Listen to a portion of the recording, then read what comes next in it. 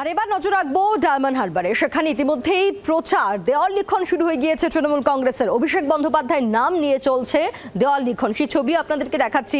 আপনারা জানেন যে তৃণমূল কংগ্রেস এখনো তাদের ক্যান্ডিডেট লিস্ট ঘোষণা করেনি, তবে তার আগেই আমরা দেখছি যে দেওয়াল লিখন শুরু হয়ে গিয়েছে। আর এবার ডায়মন্ড হারবার, সেখানে অভিষেক বন্দ্যোপাধ্যায় তার নামে দেওয়াল লিখন চলছে। উৎসাহিত ঘাসফুল শিবিরের কর্মী সমর্থকরা।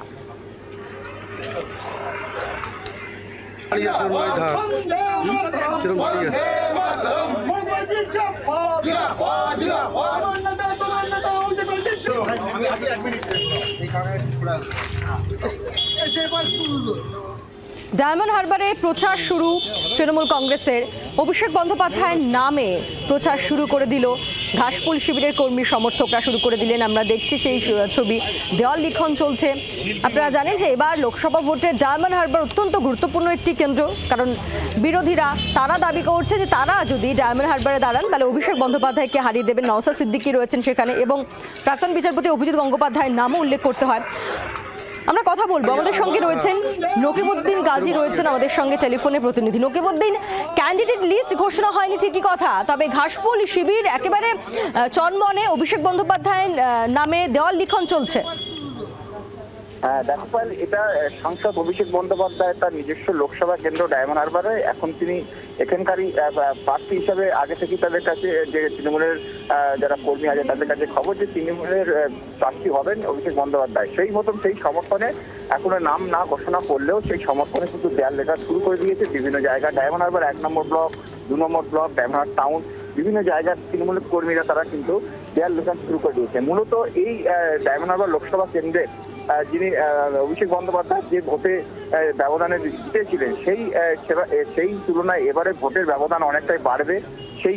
সেইটার লক্ষ্য নিয়েই কিন্তু তৃণমূল কংগ্রেসের কর্মীরা তারা কিন্তু প্রচার শুরু করে দিয়েছে। একদিকে দেয়াল লেখন শুরু করে দিয়েছে, পাশাপাশি ছোট ছোট মিটিং শুরু করে দিয়েছে বুথ স্তরে, এবং জনসংযোগ যেটা বলে সেটা 100% জনসংযোগ বাড়ানোর জন্য কিন্তু বিভিন্ন জায়গায় তারা মিটিং করছে। ফলে কিন্তু যে সাংসদ অভিষেক বন্দ্যোপাধ্যায় তৃণমূলের প্রার্থী আবার এই ডায়মন্ড লোকসভা কেন্দ্রতে হবে কিন্তু তার সেটা কিন্তু বলা বাহুল্য। পাশাপাশি যে আইএসএফ এর প্রার্থী নওশাদ সিদ্দিকী এখানে দাঁড়ানোর জন্য, যিনি তার মনোনয়নপত্র জমা দেওয়ার জন্য প্রকাশ করেছেন, দল ডিজিটাল ভাবে এখানে দাঁড়াবে। ফলে কিন্তু যে এখনো পর্যন্ত বিজেপি সেভাবে কোনো দেয়াল লেখন নেই বা আইএসএফ এর পক্ষ থেকে কোনো দেয়াল লেখন নেই। দেয়াল লেখনের দিক থেকে এবং প্রচারের দিক থেকে অনেকটা এগিয়ে থাকলো ডায়মন্ড লোকসভা কেন্দ্র অভিষেক বন্দ্যোপাধ্যায়ের দিকে। ধন্যবাদ নকিবউদ্দিন।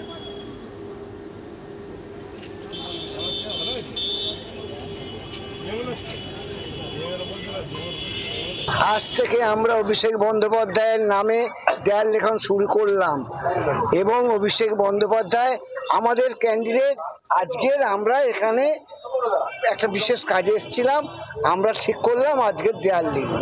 অভিষেক বন্দ্যোপাধ্যায় আমাদের আবেগ। অভিষেক বন্দ্যোপাধ্যায় তার সাংসদ জীবনে আমাদের এলাকায় যে কর্মকাণ্ড সৃষ্টি করেছেন, আমাদের আজকের দিনে দাঁড়িয়ে আপনজন আত্মীয়। তাই অভিষেক বন্দ্যোপাধ্যায় পুনরায় আমাদের ডায়মন্ড হারবার লোকসভায় তিনি দাঁড়াবেন, এটা আমাদের আবদার আমার নেতৃত্বের কাছে।